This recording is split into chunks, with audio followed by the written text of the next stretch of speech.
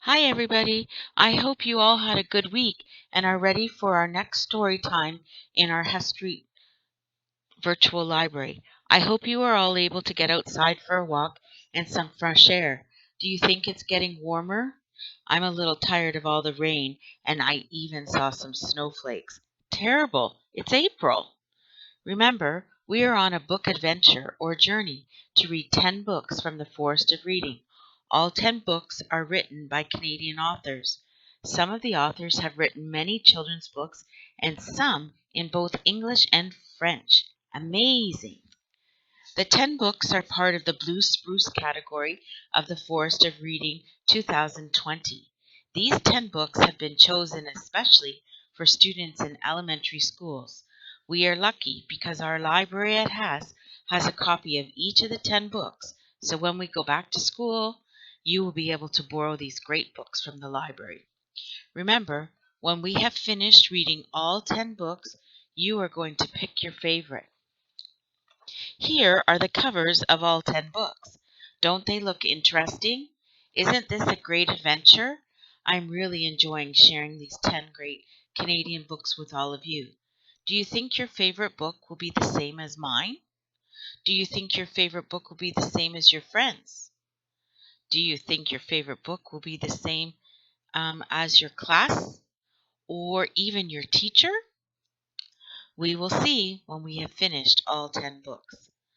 Last week's book was Giraffe and Bird Together Again by Rebecca Bender. Giraffe doesn't hesitate to find and rescue his friend Bird. Is Giraffe and Bird Together Again your favorite? The first week we read Emma's Gems by Anne Renaud. Emma learned from her grandpa how important it is to be generous in her life. Is Emma's Gems your favorite book? Okay, so today we are going to talk about The Magic Boat, written by Catherine Ferris and Kit Pearson, illustrated by Gabrielle Germond. Every summer morning, Ellie and her Nona went to the beach. They swim and build sandcastles, and while Nona reads, Ellie watches the other children play.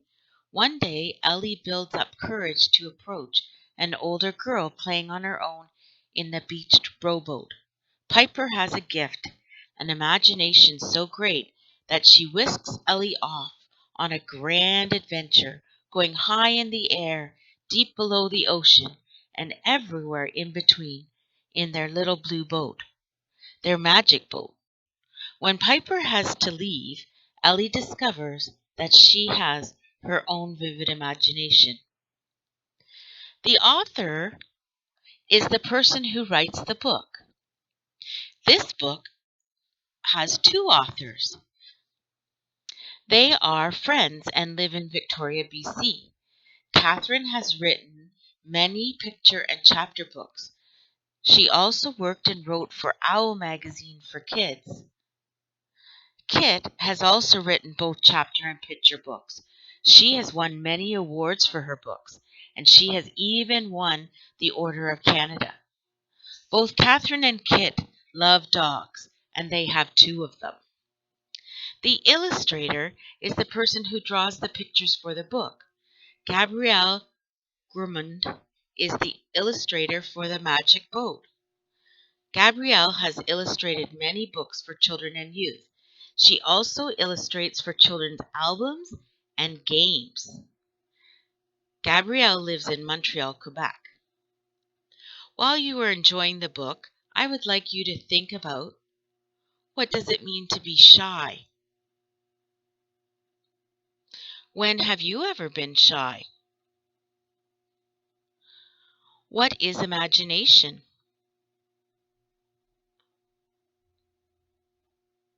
How do you know you have a good imagination? We are lucky because one of the authors, Kit Pearson, is going to read the story, The Magic Boat, for us on YouTube.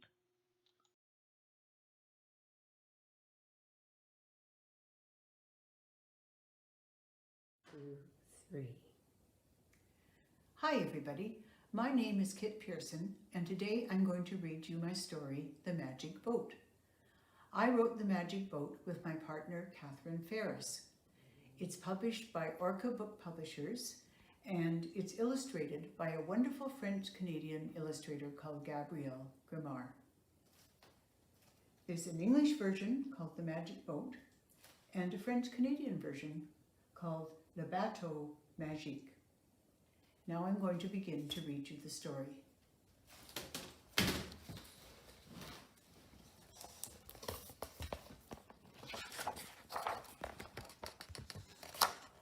The Magic Boat by Kit Pearson and Catherine Ferris, illustrated by Gabrielle Grimard.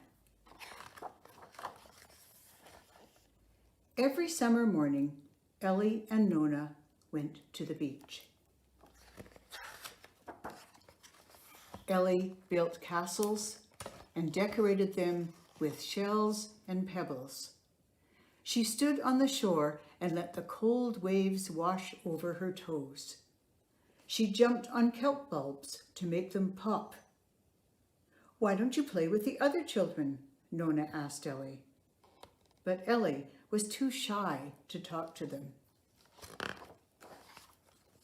One morning, Ellie wandered along the beach collecting pebbles. An older girl was sitting on a log. She watched Ellie for a few seconds. "Want to see my magic boat?" she asked. Ellie followed the girl to an old blue boat that was half buried in the sand. The girl climbed into the boat and told Ellie to sit behind her. The boat did not seem magic at all. Its paint was peeling, and the seat under Ellie was rough and splintery. Ellie looked across the beach at Nona. Nona waved. She seemed very far away. "Let's go to sea," said the girl. Ellie clutched the sides of the boat and closed her eyes. When she opened them, they were on the water. The old boat had turned into a sleek dinghy with orange sails. Ellie controlled the tiller while the boat tacked this way and that. They skimmed past islands studded with sleepy seals. They raced a boy in another boat. In the distance, a pod of orcas sliced through the waves.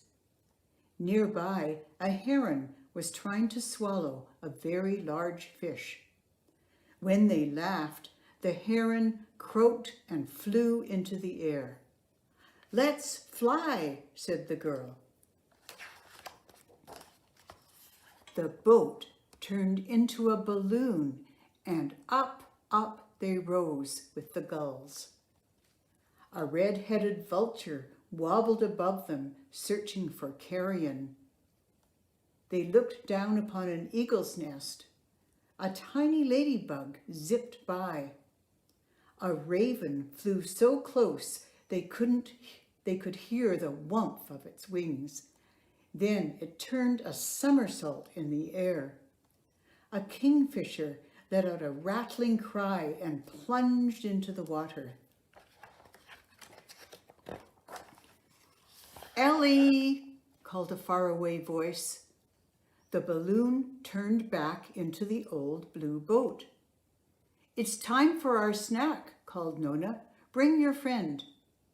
Ellie and the girl sat on a blanket, eating Nanaimo bars and drinking juice. "What's your name?" asked Nona. "Piper," said the girl. "This is Ellie," said Nona. The next morning, Ellie rushed to the boat. Piper was sitting in it, waiting for her. "Today, can we go under the sea?" asked Ellie. The boat became a submarine. Down it sank into the dark ocean depths. Above them shimmered a tight herring ball. They followed a glowing jellyfish carried by the current. A giant octopus spread out its legs as it landed on the seabed. Schools of perch darted through a forest of sponges. A fat otter zoomed up to the surface, its mouth full of crab. From far away, a boy called, "Piper!" At once, Ellie and Piper were back on the beach, sitting in the old blue boat.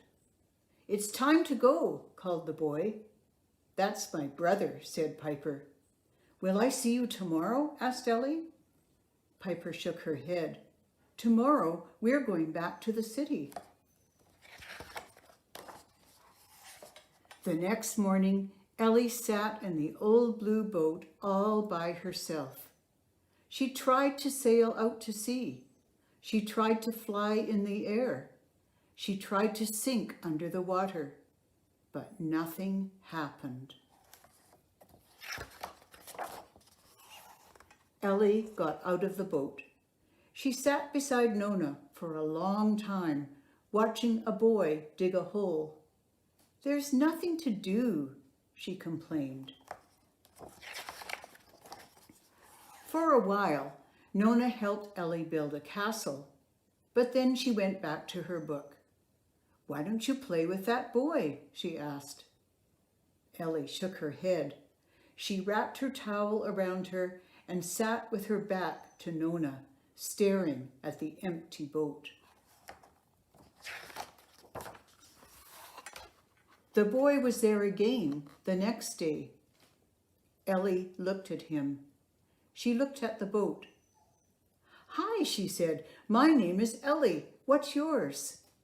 "Sasha," said the boy shyly. Ellie smiled at Sasha. "Want to see my magic boat?"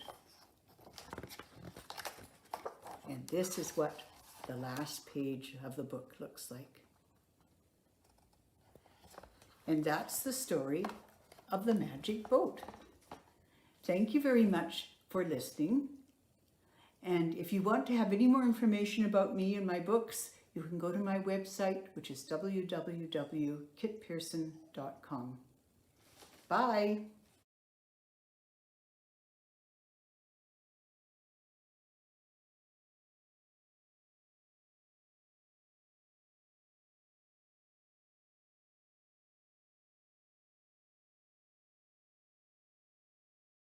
So far, let's talk about what we learned. Ellie and Piper go on a wonderful adventure in a little blue boat. Piper has a great imagination. What are some of the examples of her imagination? At the end of the book, Ellie shares her imagination with the little boy. What does she share? Ellie doesn't want to talk to other kids on the beach. She just sits with her Nona. How do we know that Ellie is shy? How do we know that Ellie was brave? How does Piper help Ellie?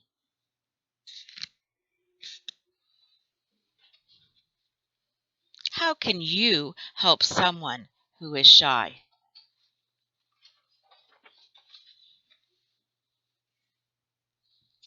Why do you think the book is called The Magic Boat?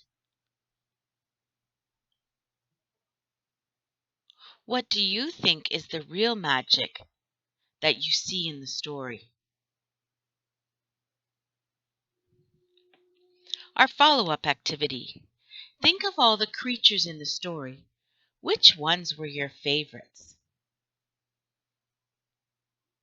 Choose two creatures and using Pebble Go, find out 3 facts about each of them. Where are they found? Where do they live? What do they eat? How do they move? What do they look like? How do they protect themselves?